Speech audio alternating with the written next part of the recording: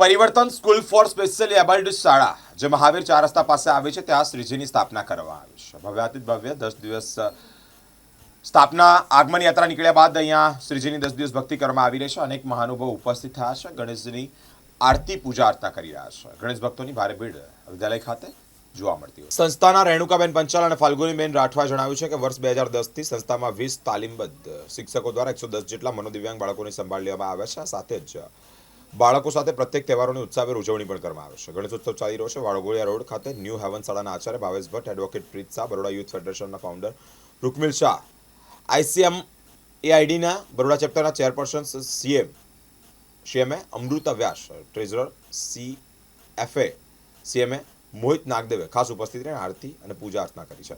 મદનભાઈના આસ્થા foundation દ્વારા સંચાલિત Parivartan school four specially abled દ્વારા વિદ્યાર્થીઓએ અહીંયા આગળ જે ગણેશની સ્થાપના કરી છે।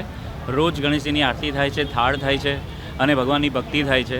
બહુ સરસ વાત છે અને આ બાળકોને જીવનમાં કંઈક પ્રેરણા મળે, જીવનમાં કંઈક સારું કરે અને એમની મુશ્કેલીઓમાંથી એ લોકો બહાર આવે તેવી ભગવાનની પણ શુભેચ્છા છે। અમે પણ શુભેચ્છા આપીએ છીએ મદનભાઈને આવા સારા સારા કામ કરવાની ભગવાન પ્રેરણા આપે।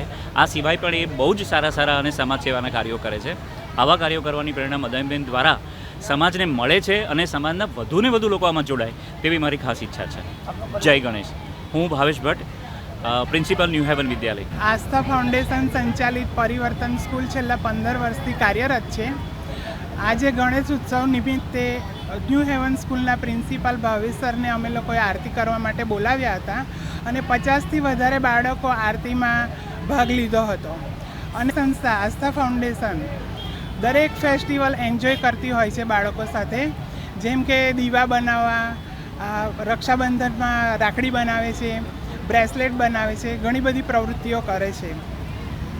આ બાળકો મેન્ટલી રિટાયર્ડ છે, મનોદિવ્યાંગ બાળકો છે। હું રેણુકાબેન પંચાલ, આસ્થા ફાઉન્ડેશનના પ્રેસિડેન્ટ છું।